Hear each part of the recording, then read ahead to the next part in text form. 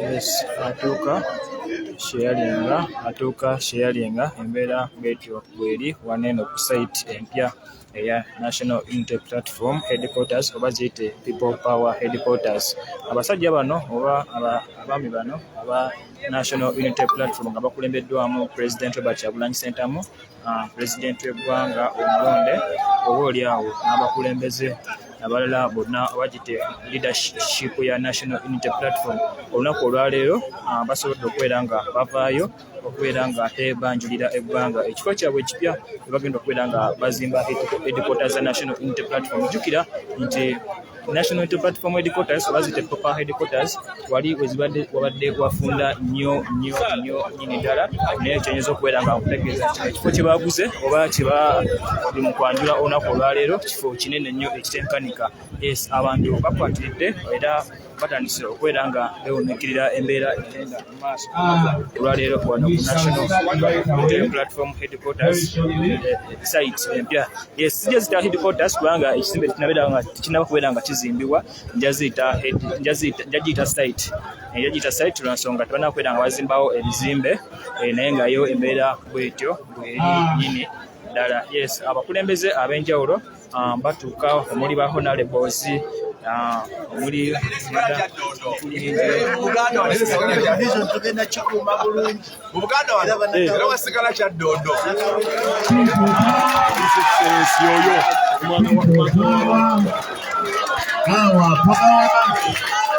olutalo nga luwedde tuliyambale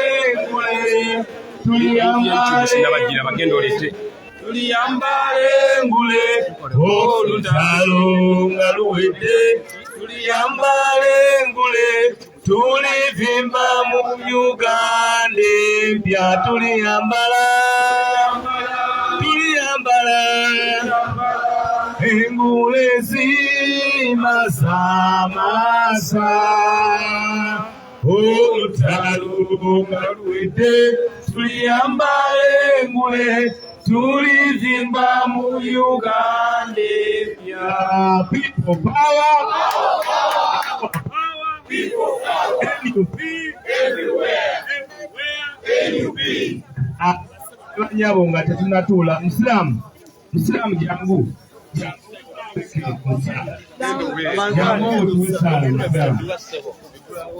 etuwesaala Musiramu nga kimukyalo kyo pulezidenti akutandike n'emikisa gy'essaala zonna tulina mu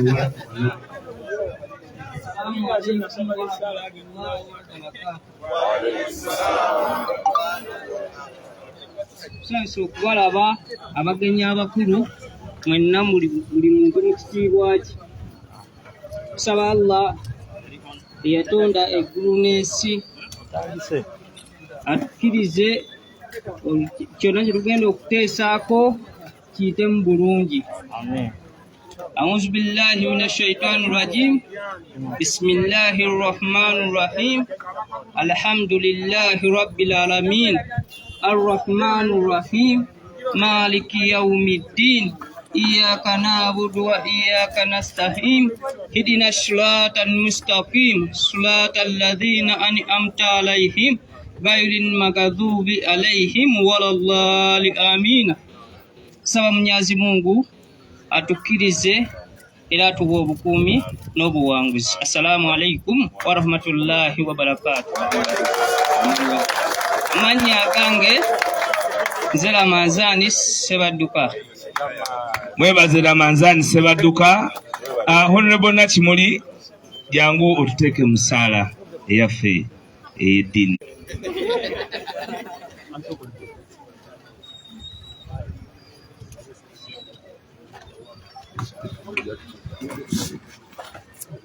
Katonda omulungi, Katonda ow'ekitiibwa, Katonda ow'amaanyi, tukwebaza olunaku luno lw'otuwadde olwaleero. Tukwebaza olwa pulezidenti waffe n'ekibiina kyaffe kino n'eggwanga lyaffe lino. Tuzze wano mu maaso go okukulaga ekifo kino.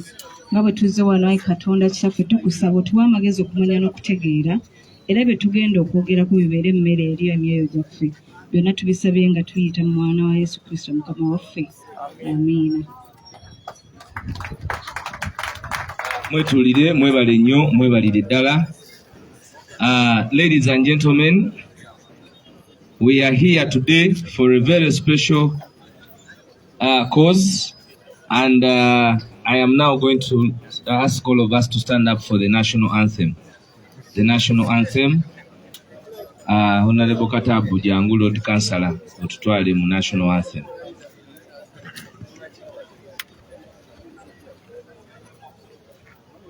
O Uganda, may God uphold thee, we lay our future in thy hands. United, free, for liberty together we always stand. Thank you very much.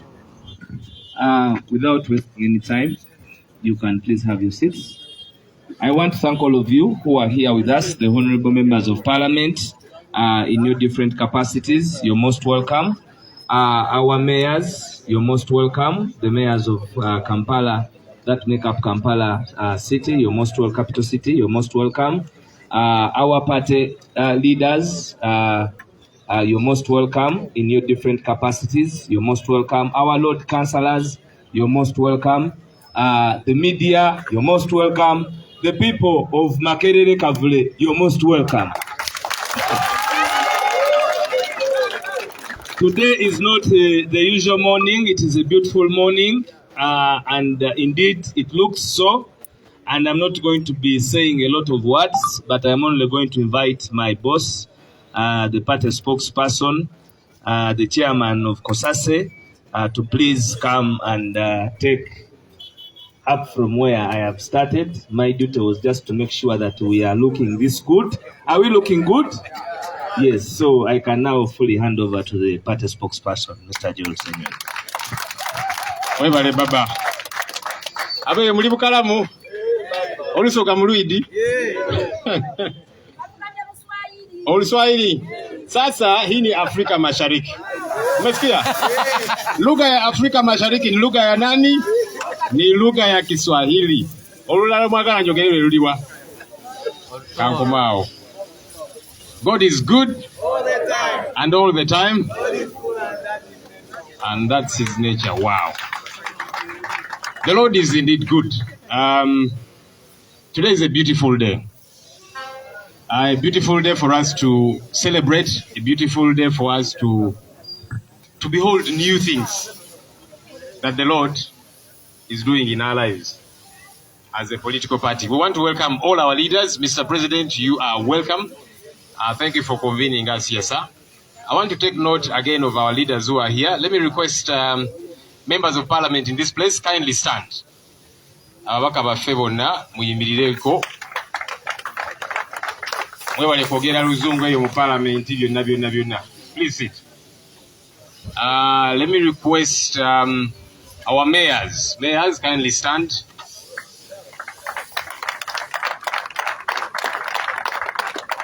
Thank you, our mayors. Let me request our LC5 councillors who are here. Please stand. Led by their speaker, Zahara Luirika. Okay. Let me request our LC3 councillors. Please stand. LC3 councillors in this place. Oh, by the way, we have an ongoing retreat for these leaders, so a number of them have not been able to make it. So we are grateful for those that have been able to make it. Who have I not taken note? Where is the LC1 chairman of this place? We invited him to join us. LC1 chairperson. He's just entering. Okay, we will take note of him once he arrives. And the rest of you. Of course, our party secretariat, which administratively runs our party affairs. Muchime chairman wafe.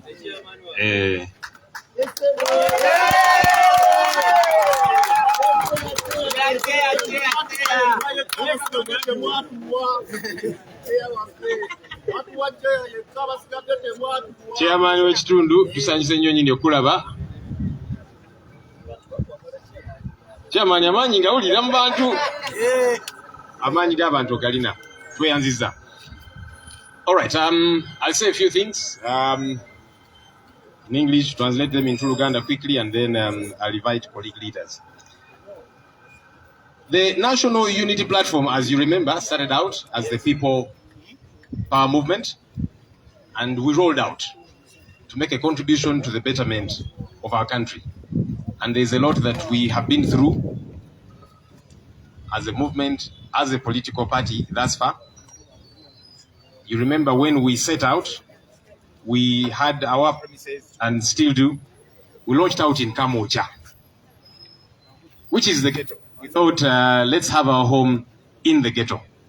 And we have been there and continue to be there. All this while, the people of Kamocha have been very welcoming to us. A time has come, and let me request that this microphone is fixed once and for all. So that there are no skips, especially when we eventually invite our president. Twagala president nga babyogera waleme kubeerawo kubuukabuuka. So abakwasaganya mic, let's fix that very quickly.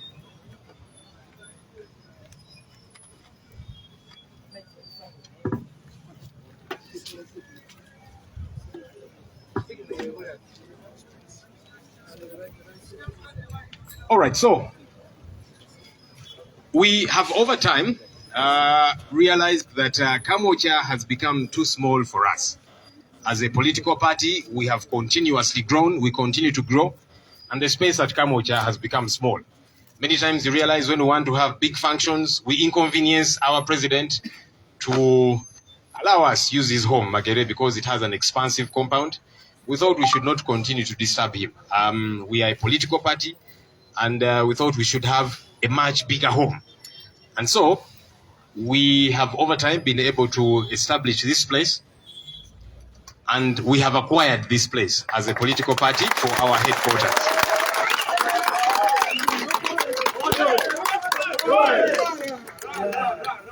So the headquarters of the National Unity Platform is going to be established here.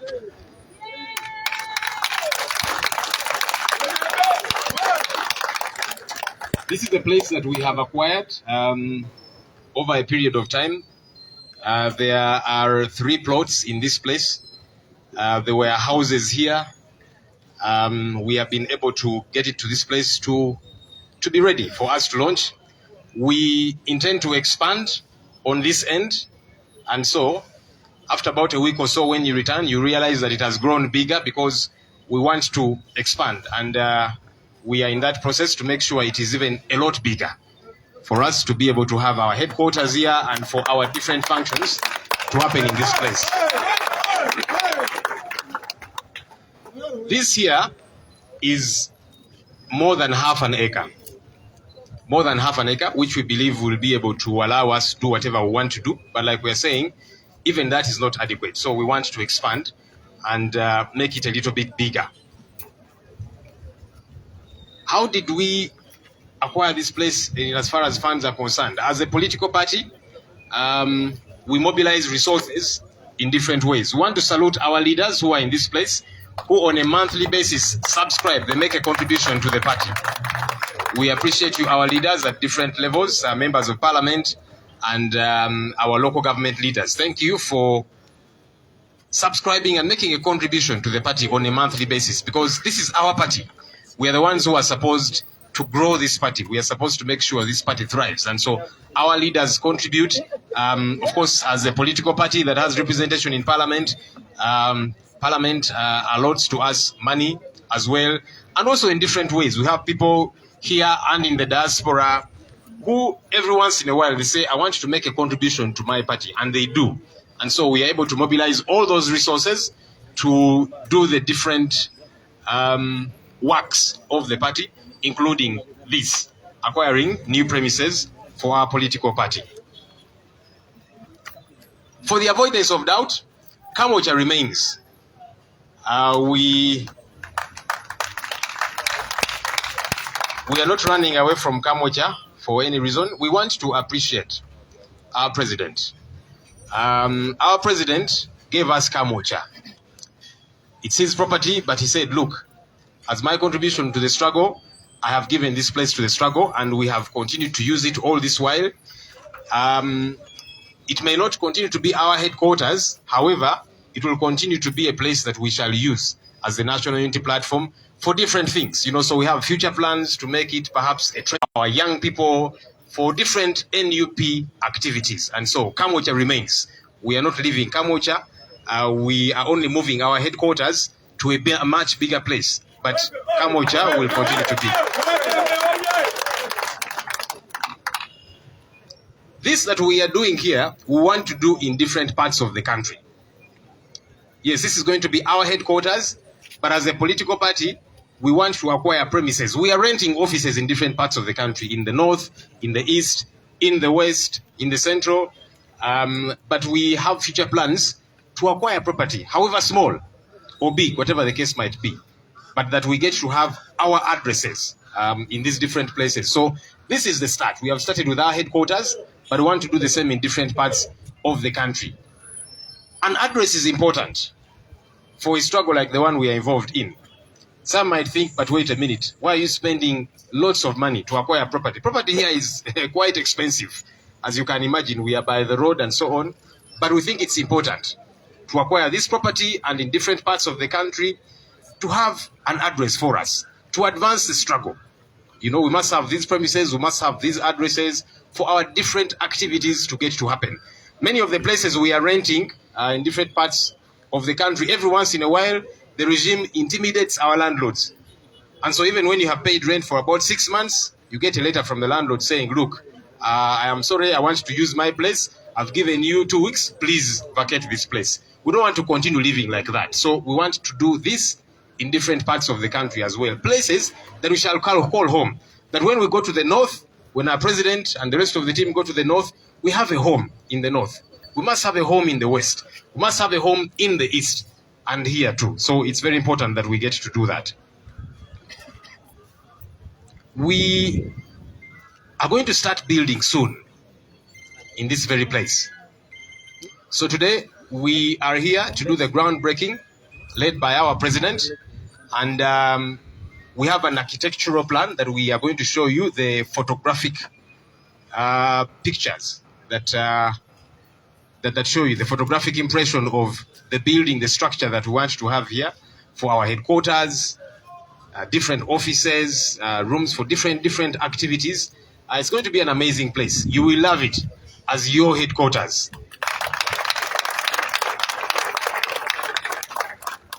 And so soon we are going to start building. Today we shall break the ground, and then the plans to build will begin in earnest. So that soon and very soon we come and we occupy our premises properly as our headquarters. So pray for us as we keep making these things happen. I want to very quickly say what I've said in English, in Luganda, and then I'll invite colleague leaders. Olunaku lwa leero lwa ssanyu. Era twebaza Katonda olw'olunaku luno. Tululindiridde nno okutuuka ku kino. National Unity Platform mujjukira engeri gye twatandika nga People Power Movement ng'ekisinde.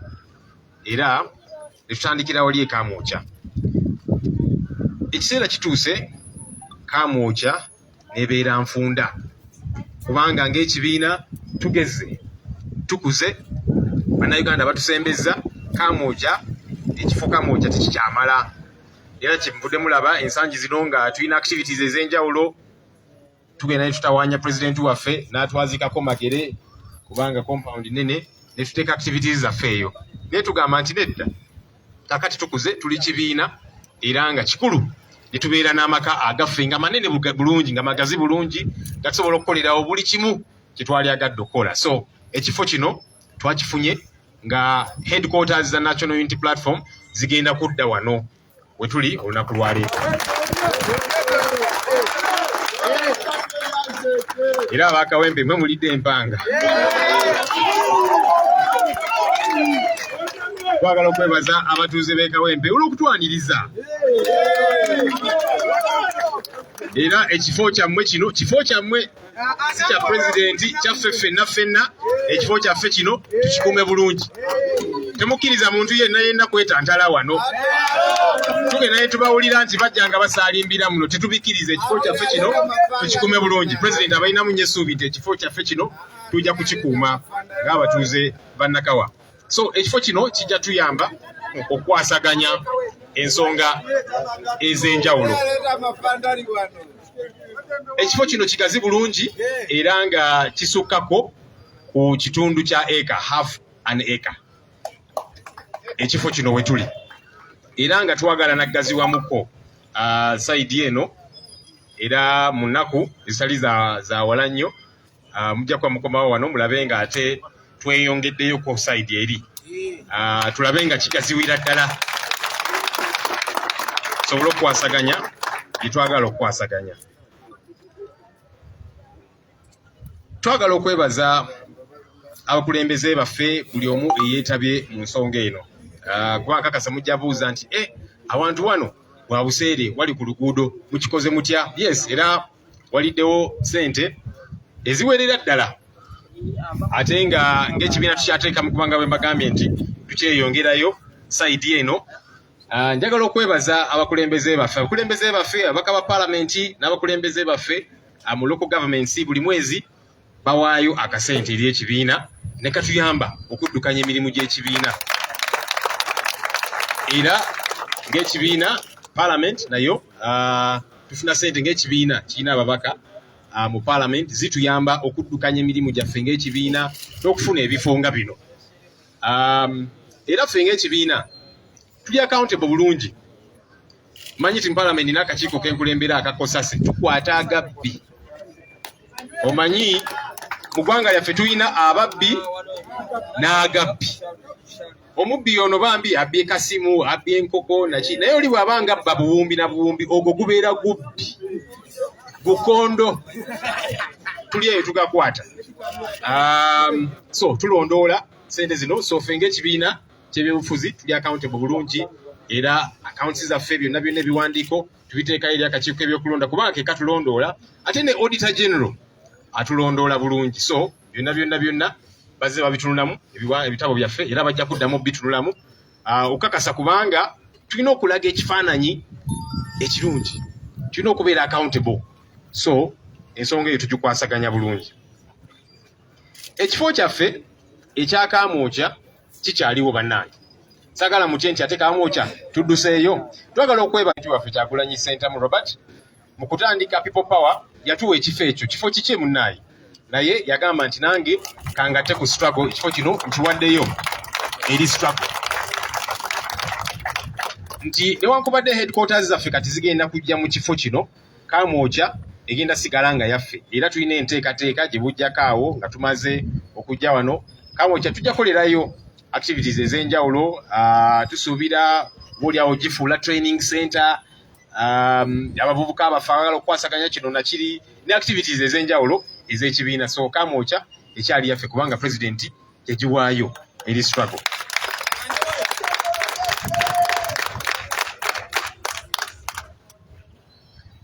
Tugenda tandika okuzimba ekifo kino era tugenda balaga ebifaananyi eby'ekizimbe kye tugenda oteeka wano. Banna ekigenda kubanga kyakabi nnyo nga kisufu ojja kyagala ekifo kyammwe kino. So olunaku lwa leero pulezidenti waffe agenda kutongoza ekizimbe kyaffe, mulabe nga bwe kigenda okufaanana, kye tuyita ground breaking. Then okuzimba kutandike tulabe nga ekizimbe kyaffe kyambuka mu bbanga eritali awala nnyo, tulabe nga tukiyingira tutandike okukwasaganya emirimu gyaffe ng'ekibiina kya National Unity Platform.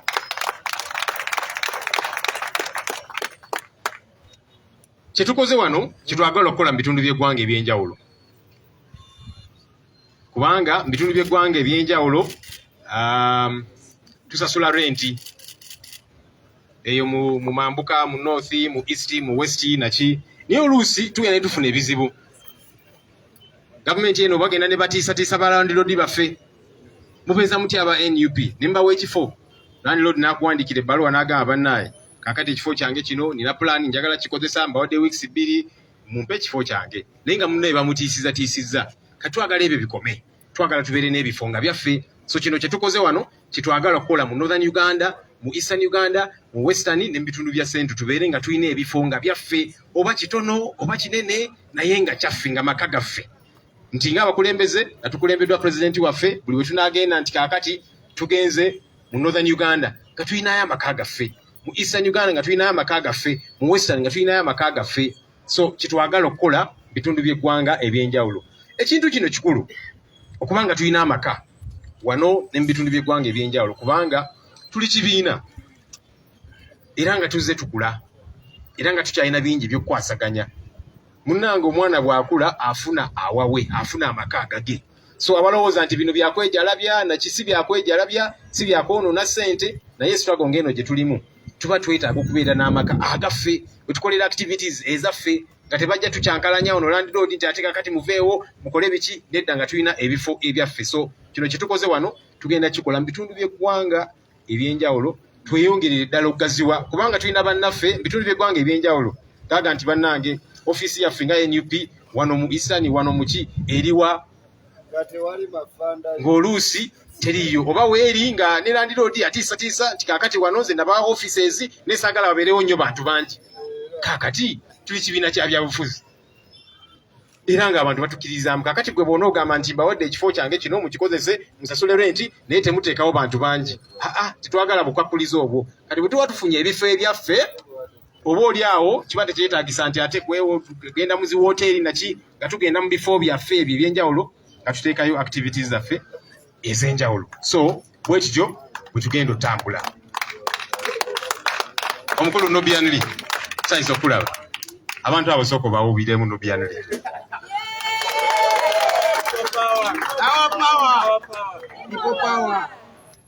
kale munzikirize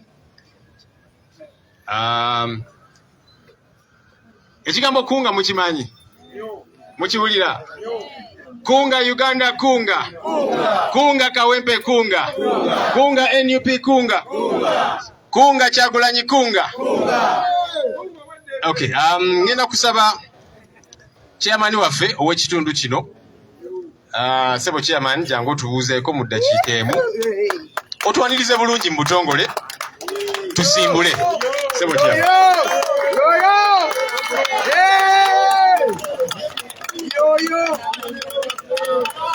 basebo ne bajja busanyusa okubalabako olwaleero luno mu kitundu kyaffe kino lwakubanga ebintu byammwe mubikola mu ngeri y'amankwetu ffe tubadde tuwulira biwulire nze kyama nempulira biki nga mpulira muzeeyi nyanzi simumanyi naye obalaba sitayiro simanyi bulungi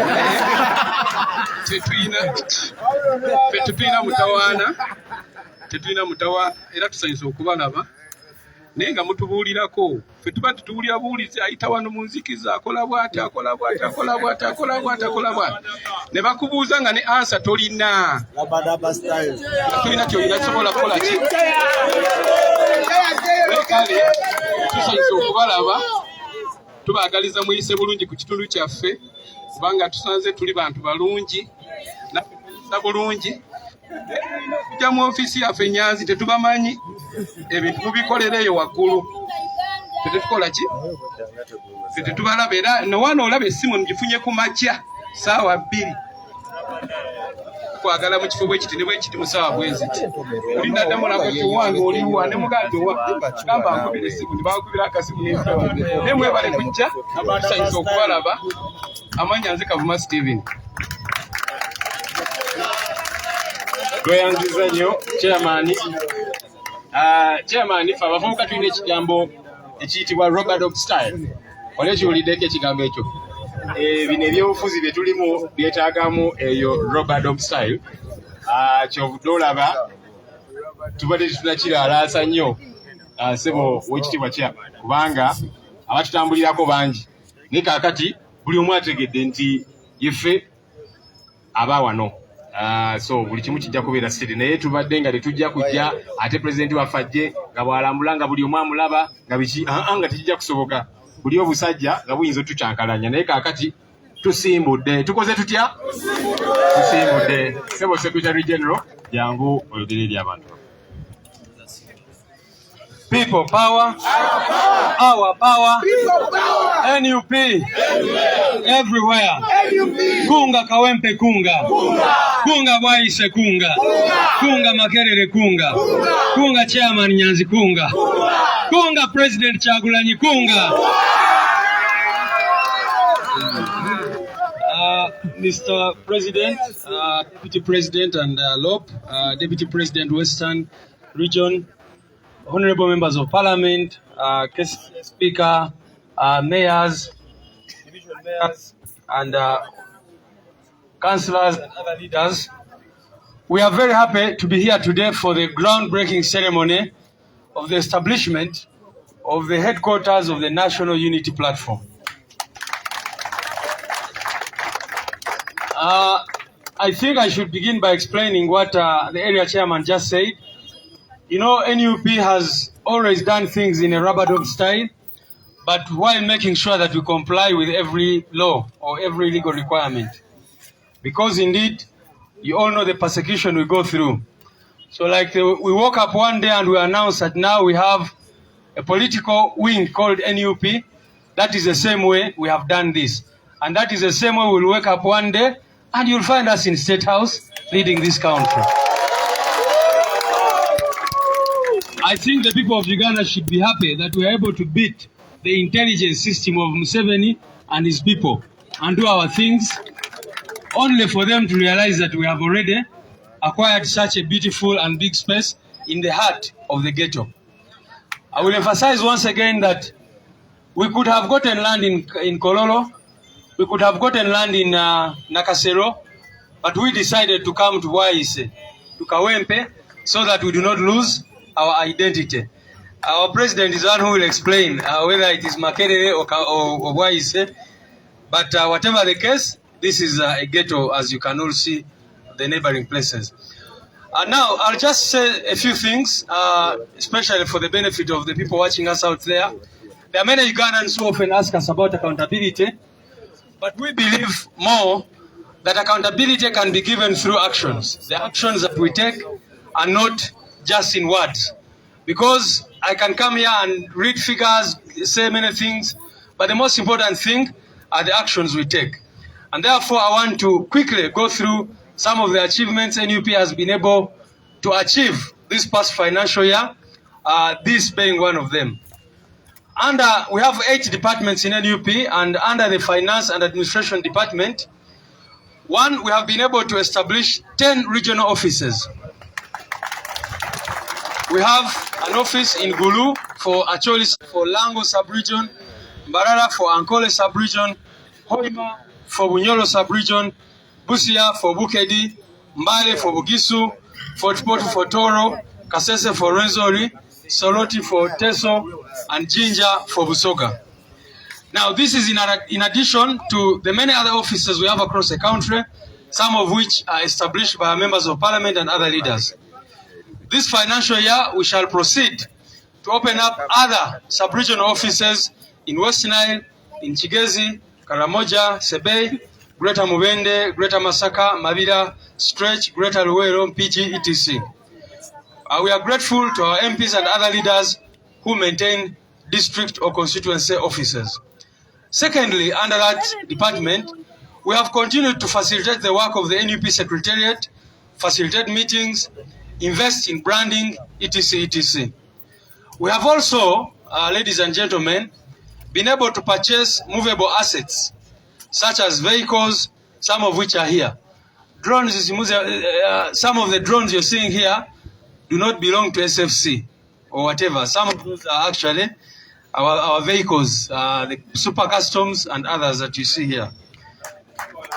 And we are going to brand them so that you don't ban them. We have also, very importantly, bought this land, which is a great achievement in the life of every political party or movement.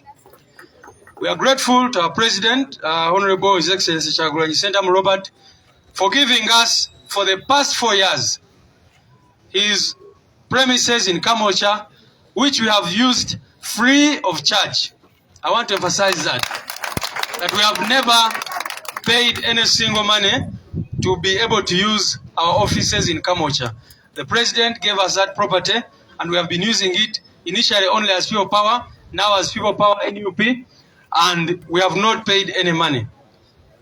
And like Honorable Senyo said, the President has allowed that even after we have built here, the property in Kamocha will still be available to the party, which we hope to transform into a training center for our leaders and activists.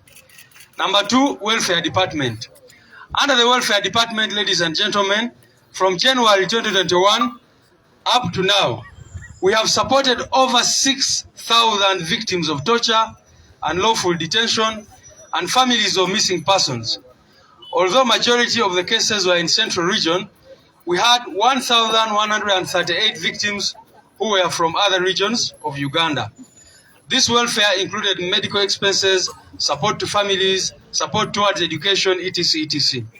And we have continued also under welfare to stand with comrades who are bereaved and also in other kinds of trouble in order to build the spirit of comradeship.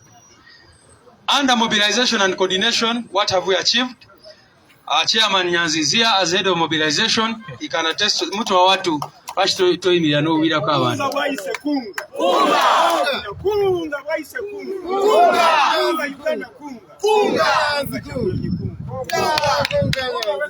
Under that department, we have established district mobilization committees in all districts of Uganda. We now have Kunga committees in all districts. In other districts, we have even moved to the constituency, sub-county, and parish level. In this coming year, we hope to do even more to establish party structures right from the village level. That was delayed by our efforts of the constitutional review, which have neared completion. The sub-departments under mobilization have been actively involved in rallying the population to rise up and take on the historical role of redeeming our country. The institutions wing, for example, has ensured that we win over 70% of all guild elections in the country. That's a big achievement, ladies and gentlemen. The women wing, youth wing, PWDs, arts and entertainment, and the informal sector have all undertaken different activities to keep the People Power message alive. We have also continued to do trainings for our people at different levels. I want to quickly run through the other departments. Communication and media under our spokesperson and his deputy continue to do an excellent work, which speaks for itself. They have countered the state propaganda and have ensured that our mission and vision is well understood by the people. Under policy and research, NUP has continued to publish alternative policy proposals extracted from our manifesto.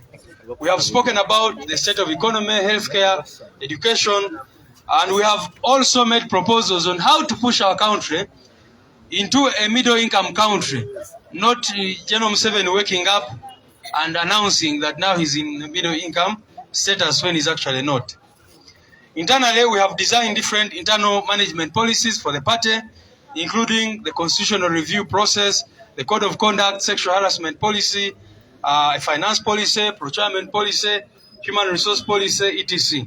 In the coming days, our National Executive Committee will sit to discuss these draft policies and pass them. Then they will be made available to the public. Our Election Management Committee has identified, recruited, and trained registrars in every constituency of Uganda, and we have continued to participate in elections and by elections as they come forth. The Legal Department continues to advise and represent the party on several matters. In this 1 year alone, our lawyers have represented over 800 illegally detained comrades, and in some cases filed cases against torture and other illegalities. Some of these were in groups. You find that there are 100 people on the same charge and the lawyers are there tussling it out. We have supported numerous comrades with bail fees and assisted them, candidates who lodged election petition appeals. And finally, on our international front, we have continued to engage the Ugandan diaspora in order to appreciate them and continue encouraging them to continue with the efforts to resist the dictatorship. We also have continued, especially our president, to reach out to the world through different conferences, engagements, and international platforms so that the Ugandan case is given the attention it deserves. So this is a brief report of what we've been able to achieve this year. As we launch this land here, we thought we should talk to our people so that they understand that we actually are accountable. Some people, I think, assume that when parties get money, some people sit and share it. No, that's not what we do in NUP. We make sure that every single coin is put to the right use, because that is not any individual's money. That money belongs to the public, to the members of the party, and that is why we are making this accountability. Bino kambyogere mu Luganda mudakiika ntono nnyo. People power, our power. Nga NUP tusanyuse nnyo leero okujja wano okutongoza kino ekifo kyetugenda okuzimba offices zaffe, headquarters zaffe eza National Unity Platform. Nga bwe bategeezezza wano twagulawo emirundi 3, waliwo ebizimbe bingi nnyo nno we mulaba ne tubisaanyaawo nga twagala tutandike from the ground. So tuli basanyufu nnyo nti leero tusobodde okubitinga intelligence ya nakyemalira ne tutuuka ku launchinga lino ettaka nga tanategeera, era katusuubire, era ndowooza kyovola wa chairman ayogedde ebigambo bya rabadaba, kyayise rabadaba style, rabadob style.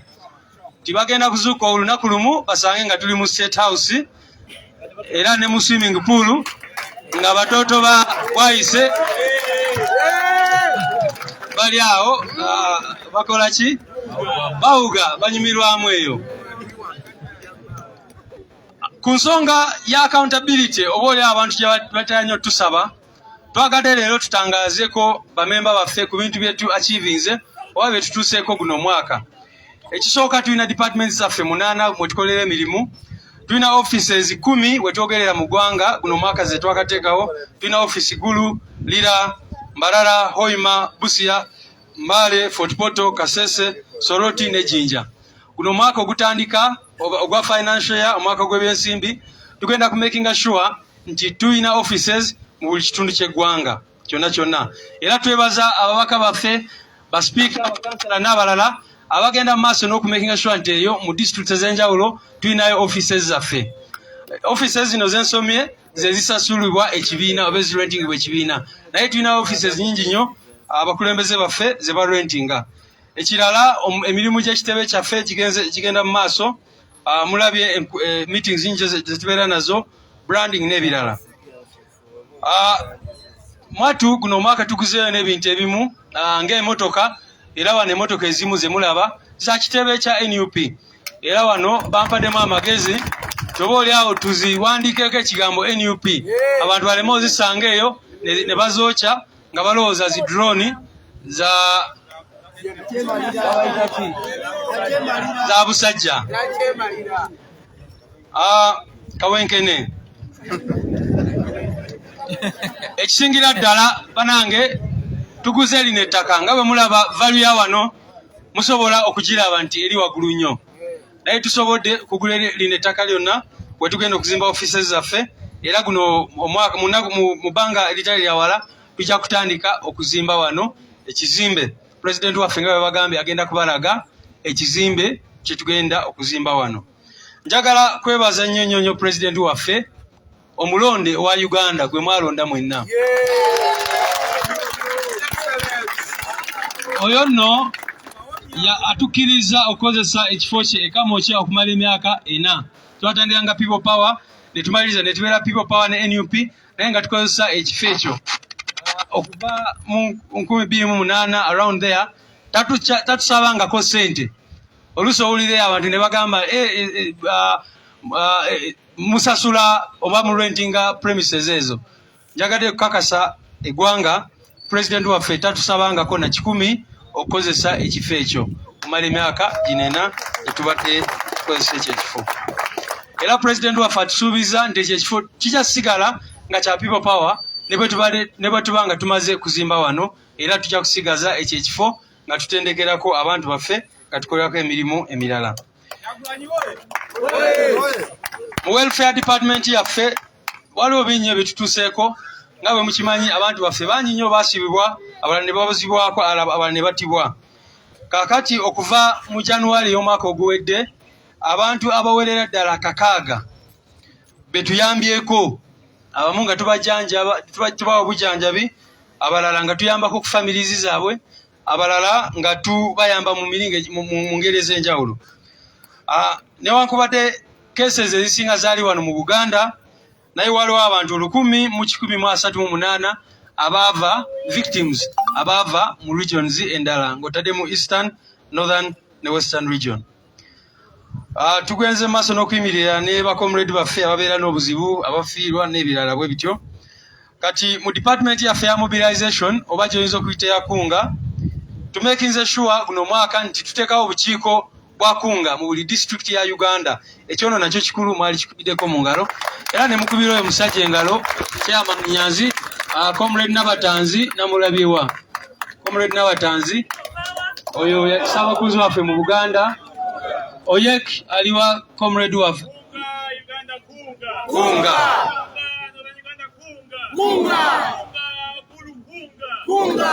Oyo ye Ssaabakunzi waffe wa Northern Uganda. Owa Western taliwo n'owa Eastern bali ku mirimu emirala egy'ekibiina. Ekirala departments zaffe ez'enjawulo ng'otadde kati for example institution yaffe ekulemberwa Comrade Musiri yamakinze sure nti Guild University mu university zonna mu Uganda tuwangula over 70%, obutundu 7 ku buli 100 oba obululu tubadde tubuwangula. Abakyala, abavubuka n'abalala bonna bakoze omulimu gw'amaanyi era bangambye nti candidate waffe ow'e Makerere waali Dangote.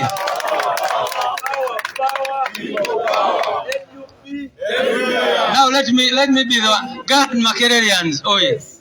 Garden Makererians, allow me to allow you to allow us to teach you a song. A Dangote, a Dangote.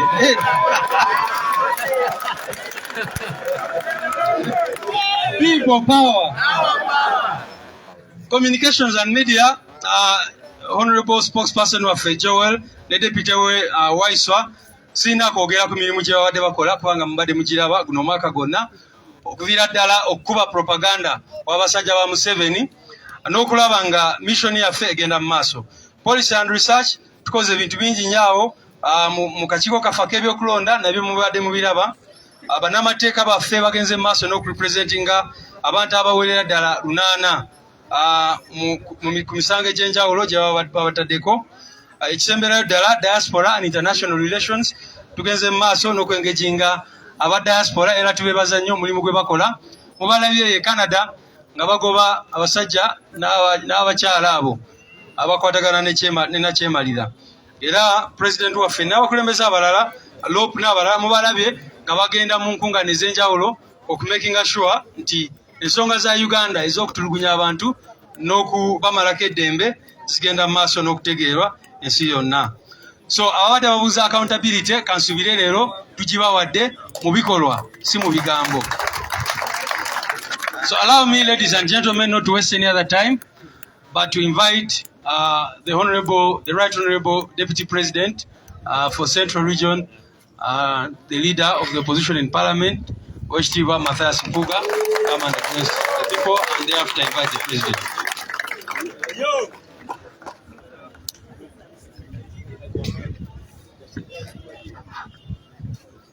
Thank you, SG. People power. Our power. People power. Our power. And NUP. Everywhere. And everywhere. NUP. In the ghetto. Everywhere. In the Bwaise. Everywhere. Thank you. Mr. President. My dear sister, Deputy President, Western. Comrades, party leaders here present.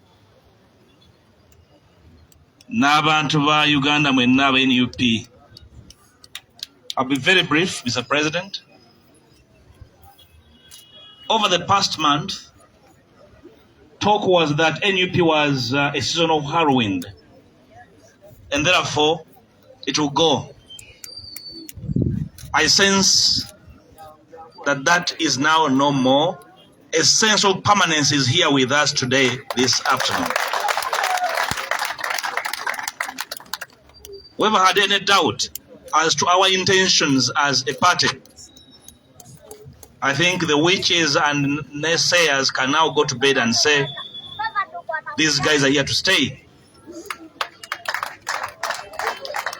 Mr. President, I'd like to congratulate you. It's only a good leader is a lucky leader. When a leader is bad, even the little things they touch disappear. I want to congratulate you for your Midas touch. That now NUP has a permanent home, and that the people of Uganda now know that our struggle is a permanent struggle for restoring sanity and a sense of permanent democracy in Uganda. Removing us from here will mean removing Uganda from the world map. I would like to invite Ugandans that had any doubt as to our sense of presence and as to our intentions to the people of Uganda, that thought that NUP is seasonal. Can I tell you, we are now permanent. Abali balowooza tusimba kasooli, tusimbye omuvule enkya ya leero. Eyo emboozi ekoze eki? Ewedde. Bannayuganda mwenna abali eyo ebule n'ebweya, abali balowooza nti kyali kiyita mu luggya, omuyaga ogwali gukunta gumwayogerako gwasimbye omuvule. Omanyi omuyaga gutamba ne gusimba ensigo mu lutobazi. Muli abo mukyali awo ensigo ng'ekola ki? Ng'ekula. Muba mukyali awo ensigo ng'evuddeko ebibala. Kino ekibala kiyiise wano ewaayise mu ghetto. Abantu bwe Bwaise n'emirirano wano wammwe. Gate ya NUP headquarters teetaako omusirikale, mwe basirikale baawo abagenda okukuumawo. Mukuumewo nga entobo y'ebiroto byammwe eri eggwanga lino weriri. Mulootere wano ebirooto ebirungi eri eggwanga lyammwe, abaana bammwe n'abazzukulu. Emyaka 36 NRM ng'ebuguyaza ensi bakyapangisa.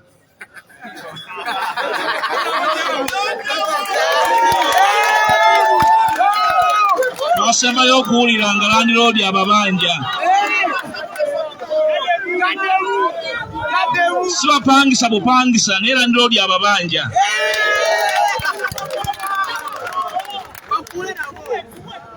Kaakati omuntu afaana bw'atyo mukwasa otya eggwanga. Nolwekyo President njagala kwebaza era nzikiriza n'okwebaza Secretary General. Kuba gye tutabeera abeera ku kitebe ng'ayiiya musajja mukulu mupambanyi. Thank you SG for your steadfastness in running this party. It's not easy running a young party and giving it a face and giving it this foundation.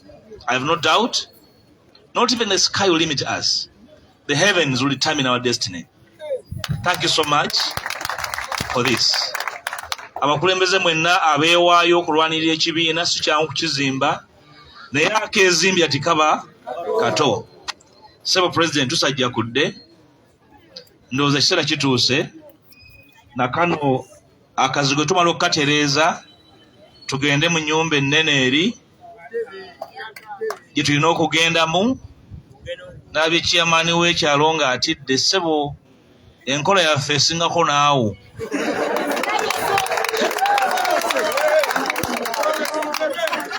Beera mugumu, tujja kukuumira mu kyalo kyo nga tujja okukuuma bannayuganda. So President, sina kubuusabuusa nti ebule n'ebwe y'abannayuganda gye banaava okuŋŋaanira wano tugenda kuzimirawo omusingi ogw'ekibiina ekirikuuma ebiroto by'abannayuganda okuva ebule n'ebweya. Ntwala omukisa guno okuyita ojje okole emikolo egiddako ate oyogere eri bannayuganda.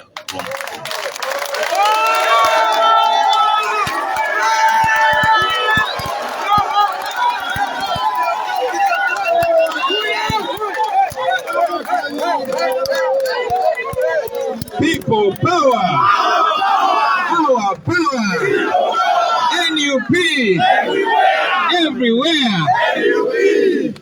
Kajibubudeko Honorable Councillor Gubaita Mosendi ati atwadde style endala. Yagamba people power, our power, our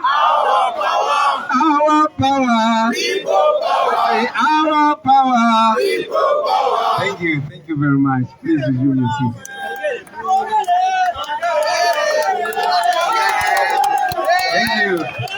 Thank you very much, Right Honorable Leader of Opposition, Honorable Members of Parliament, Vision Mayors, Councillors, fellow leaders in different positions. I salute you. The English has largely been spoken and points have been made. So I will not dwell so much in English, especially depending on where we are. However, I want to emphasize, ladies and gentlemen, that today we are unveiling the site for our new headquarters. We thank God for this day. We thank the leaders. I salute the leaders that have been working closely with our Honorable Secretary General, Comrade Nubian Lee, Comrade Nyanzi, our spokesperson and his deputy. But again, I want to salute you, the elected leaders, members of parliament, mayors, and others for the constant support, for your generous contributions. You have made this possible. Many people were doubting us. They were calling us a wave. So whatever you call us, we want to announce to you that we are here to stay. We started in Kamocha. We are not leaving Kamocha. We are only expanding. Yes, I know, I understand, President. We told you that this is bigger than Kyagulanyi. This is the people of Uganda. And we shall give it to the people of Uganda by and by, until the day when we are not renting or when we are not temporary, wherever we will be. We thank God for this day. We thank all of you, fellow leaders, but we thank the supporters that have made this possible. Kati n'ebigambo ebyo airtime w'oluzungu yaweddeko. Bwe tuli Bwaise, bakyali baffe mwenna, bamaama bataata, kyakabi nnyo nnyo okuba nti tuli ffenna wano leero.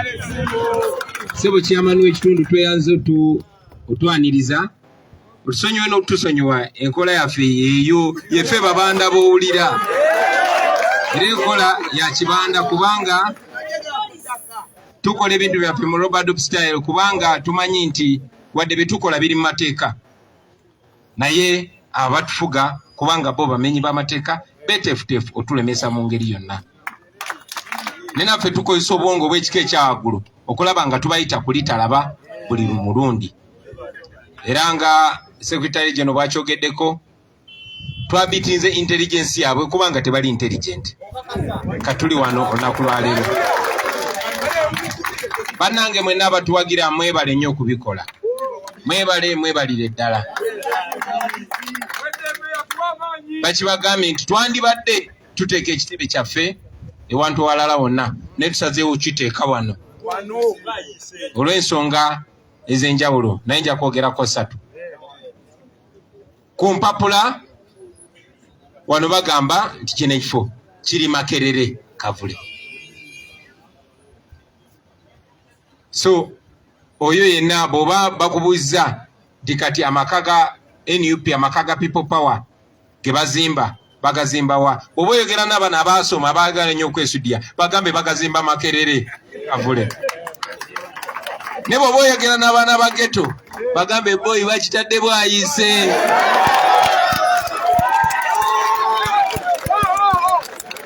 ate bw'oboyogera n'Abaganda abakkiriza ennyo mu by'okuwangaala bagambe bakizimbye Kavule era nga leader of opposition bwagambye si nsobi ekitebe kyaffe tukizimba Kavule abo abaali balowooza nti tuli muyaga bakuyita tetuli kisogasoga tetuli paapaali tetuli muwafu tuli muvule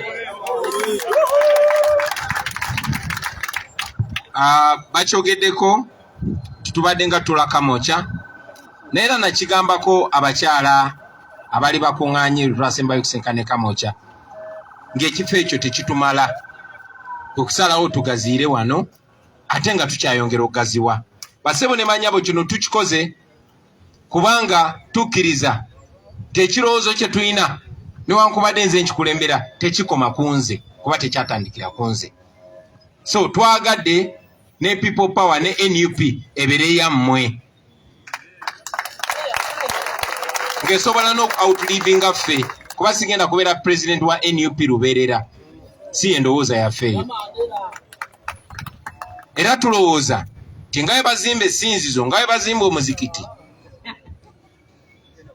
era nga bwe tuze tulaba ebyokulabirako twagala n'emyaka 10 emyaka 2 emyaka 3 ne bwe tuba tetukyali mu nsi nga tewali wa family yaffe agamba naye ate wano waffe nedda wano wammwe bannayuganda mwenna ne bwe tulina obuyinza wajja kusigala nga wakola mirimu gy'Abannayuganda paka nakyemalira ng'agudde naye njagala okubategeeza ssebo chairman wano woolaba bwe tugenda okuzimba ekitebe ekya gavumenti egenda okulembera Uganda nga Museveni bino tubikola kuba Uganda empya tetugenda kusooka kutuula mu ntebe yoge tutandika okutegekera Uganda empya nedda tutandika kati mwe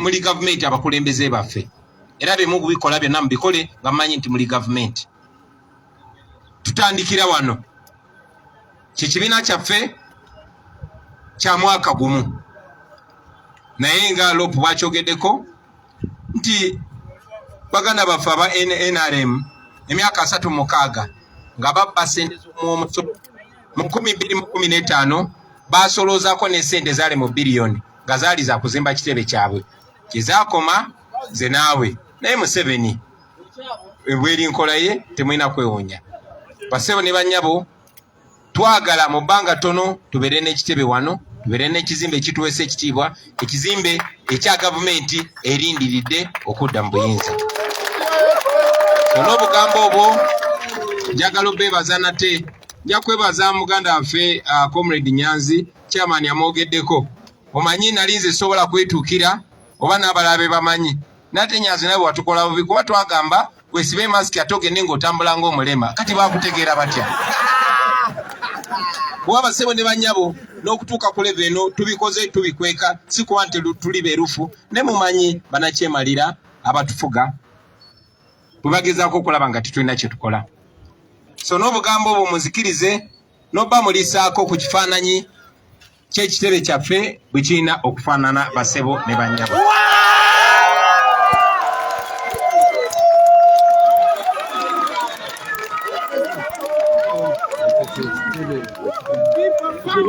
kigenda kubeera kitebe kyammwe nze nga mbagamba nti ffe tuli bakozi bammwe mwe abatulonda ne mutuusa mu bifo bino yemmwe babosi baffe so please own this wano njagala mulabewo nga ewammwe njagala muyiseewo ng'ewammwe njagala muwagirewo ng'ewammwe naye okusingira ddala njagala mu defendingewo njagala mutaaseewo ng'ewammwe webale nnyo mwebalire ddala basebo ne bannyabo mukama abatuweere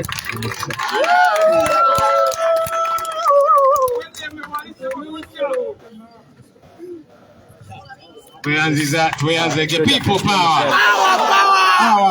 people power everywhere. NUP. So right away, mpito w'ekitiibwa President n'abakulembeze baffe tugende mpola mpola wali tugenda ku launchinga officially to break ground. Mr. President, you don't have to go and helmet, Mr. President. Yes, embeera bwetyo bweri ndowooza mukirengedde ekitebe bana ekyakabi nnyo nyini ddala ndowooza mu Afirika kina kiwadde okuzimbibwa mu Afirika ffe tujja kuba tusinga okubeera n'ekitebe ekyakabi ennyo ennyini ddala. Saba tu clearingeko wano.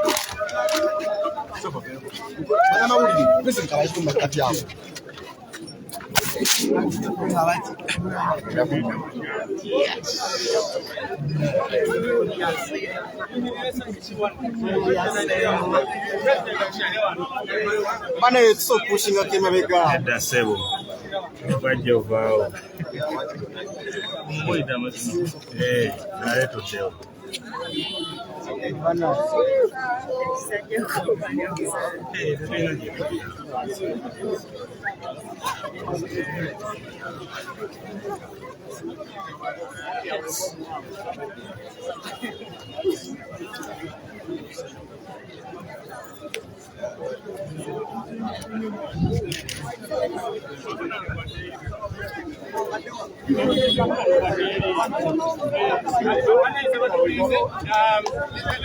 Let's listen. Okay.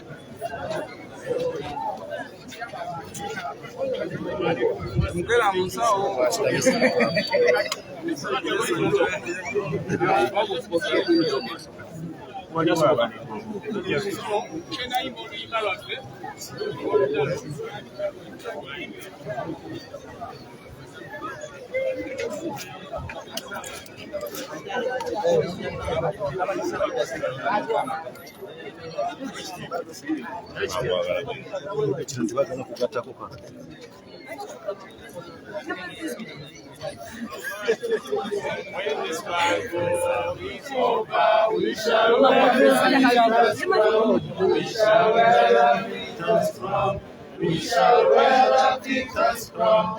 When the struggle is over, we shall wear the victor's crown. In a new Uganda. Oh, Talo, Garuete,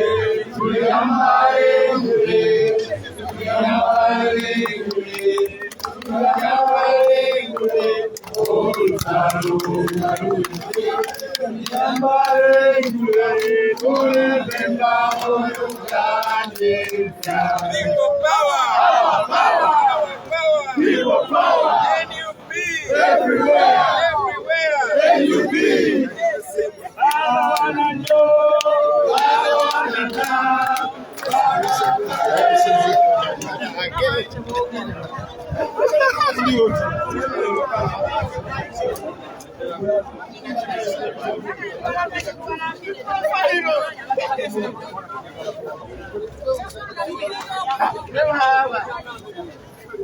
Turamusiza muzee. Hi boss. Come on, boss.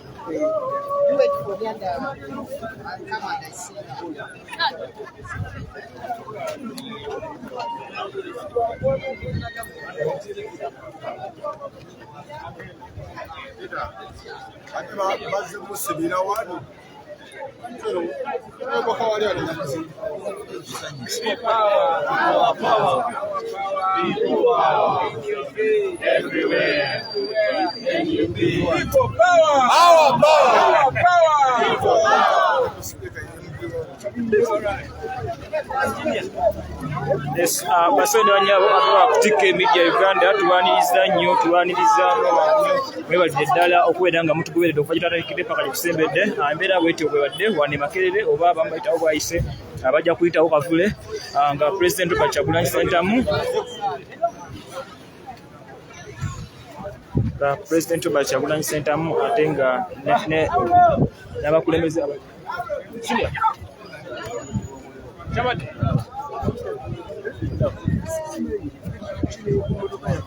Here you go. You know on the mass, eh? Why you are?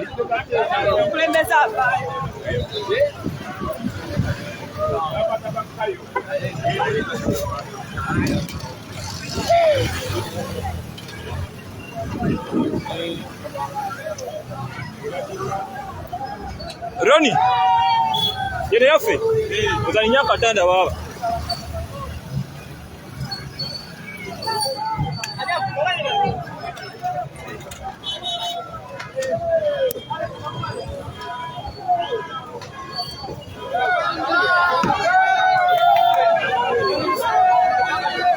yes mbera bwetu bweri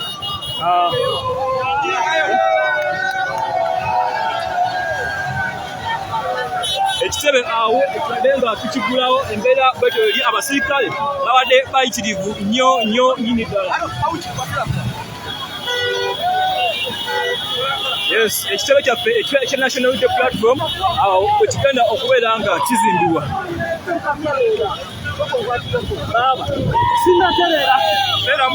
Mbera.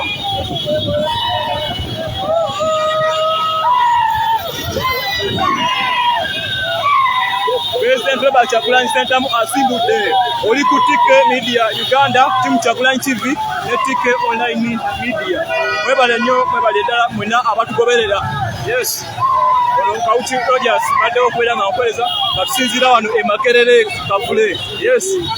President Robert Kyagulanyi Ssentamu ngadda amakage amakadde ate nga in fact aga National Unity Platform amakale ali e Kamoja ago gemaanyi omukwano gwamulaze embeera bwete weri baboda balamu yes abantu bana Bwaise mwebale nnyo okujja President Robert Kyagulanyi Ssentamu mwebale nnyo mwebale ddala temujja nga okwo. Yes, ekyo kya National Unity Platform ekipya tekibangawo. Yes. Bwetyo embeera bweri bamanya essanyu ekyo kibangawo laba omukwano gwe balaga abantu laba omukwano gwe balaga President ogwe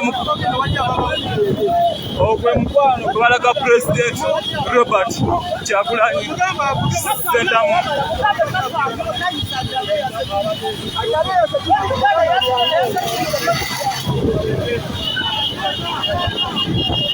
President Robert Kyagulanyi Ssentamu amanya Bwaise akutte omuliro make anyuka Abannayuganda bagamba kino kyakabi President omuterabira David Speaker Joel Sonyonyi abagambye babadde basobola okukwata ekitebe kino ne bakitwala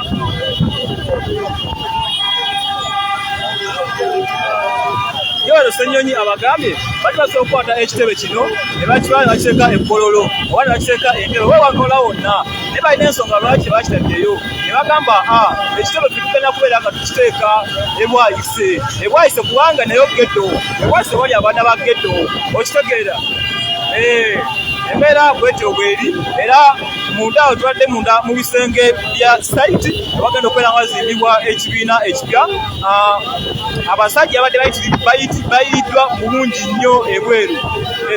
Abasajja bayiriddwa mu bungi nnyo nyini ddala ebweru naye era tukikoze mwebale nnyo mwebalire ddala embeera bwetyo weeri ekifo kigazi bulungi nnyo nyini ddala abawulidde ebigambo by'omukulu chairman w'ekitundu omuwulidde chairman nga agamba kwate simanya biti kwate biti okitegeera kwate simanya biti kwate kumbe yatede ekifo kyagula mu ngeri eya rope dog style bamanya jota agisana rubber style ekyo ayita rope dog style wano mu Kampala gwanga Uganda tukoza tusinzira mu kibuga Kampala gwanga Uganda wanero mu region ya East Africa continent ebera Africa. This excellence by Kyagulanyi Ssentamu president assassin yalondebwa abantu b'eggwanga Uganda mwabale nnyo bayitala mwena abatulaba. Yes, tubatumiddeko wenna mwebale kubeera nga mutulengera kuterevu amaanyi n'eddoboozi Kawuki Rogers wano ku Tike Media Uganda mwebale nnyo atulengera ku Tike Media Uganda Team Kyagulanyi TV ne Tike Online Media UG mwebale nnyo mwebalire ddala embeera bwetyo weeri embeera ya ssanyu embeera ya ddembe.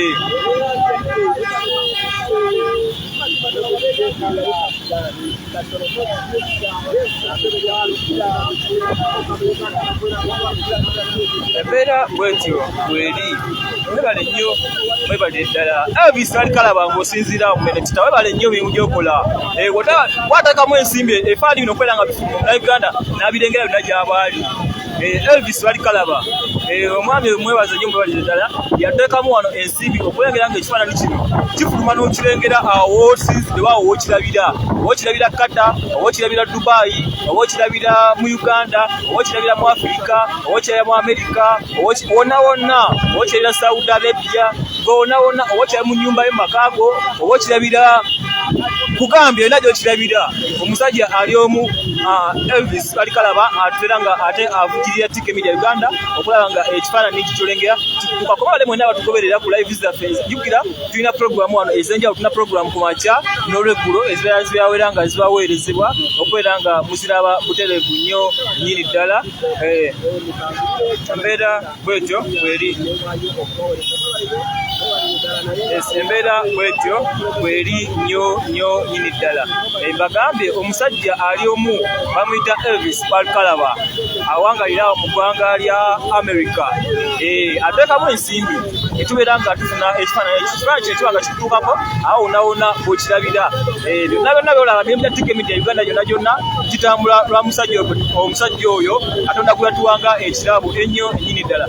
Mwebale nnyo, mwebalire ddala. Embeera bwetyo bweri. Kawukiro gy'asembeera ku kamera n'embeera ng'ate nga nange embeera y'omufirudi okubeera nga tubawa buli kimu ekigenda mu maaso. Embeera bwetyo bweri. Pulezidenti Robert Kyagulanyi Ssentamu ne ttiimu ye egamba David Joyce Luwongoya, Loop General Secretary David Joyce Luwongoya, Loop owamuyita leader option, oyo abeera none other than Honorable Mathias Mpuuga.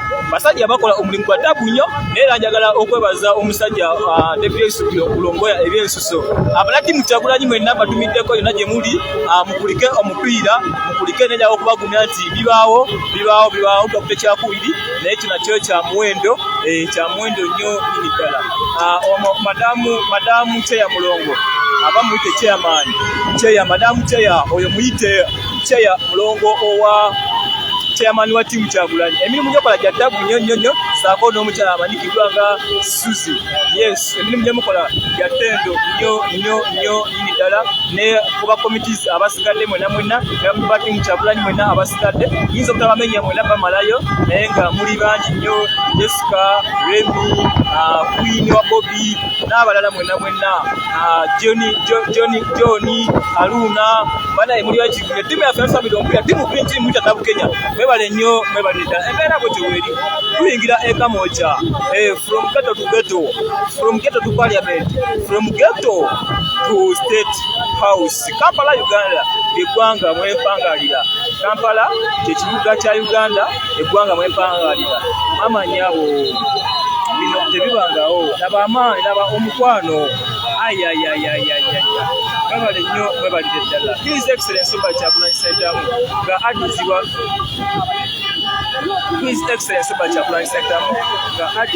ewaka ekitebe ekyaffe eky'amaka gaffe. Mama nyabo okutintima state biwereyala convoy bweti abadde baguza emmotoka zemulaba ezoogerwako eza National Unity Platform ezaguliddwa drone n'emmotoka ezisigaddewo eyo yemukuzo etukulembeddeawo mu maaso.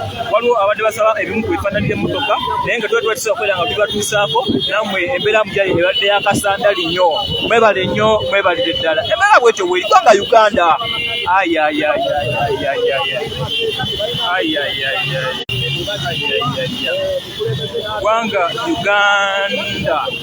Eggwanga lya Uganda ekibuga Kampala. Mwebale nnyo, mwebale ddala.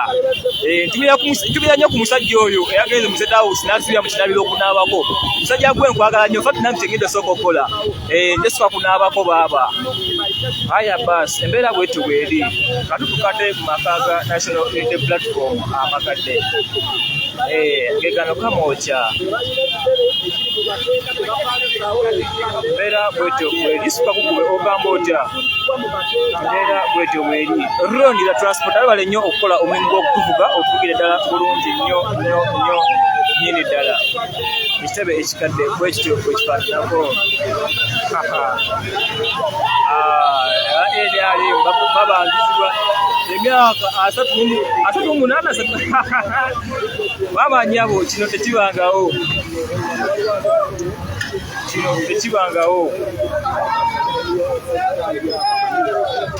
kino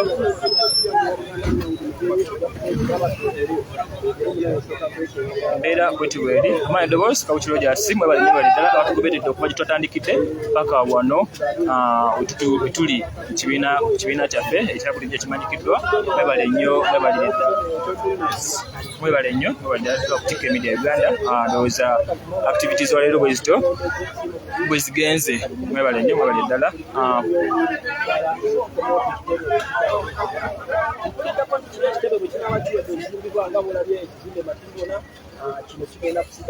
mwebale ddala nnyo badde nabo nebazahara lweyulika omukulu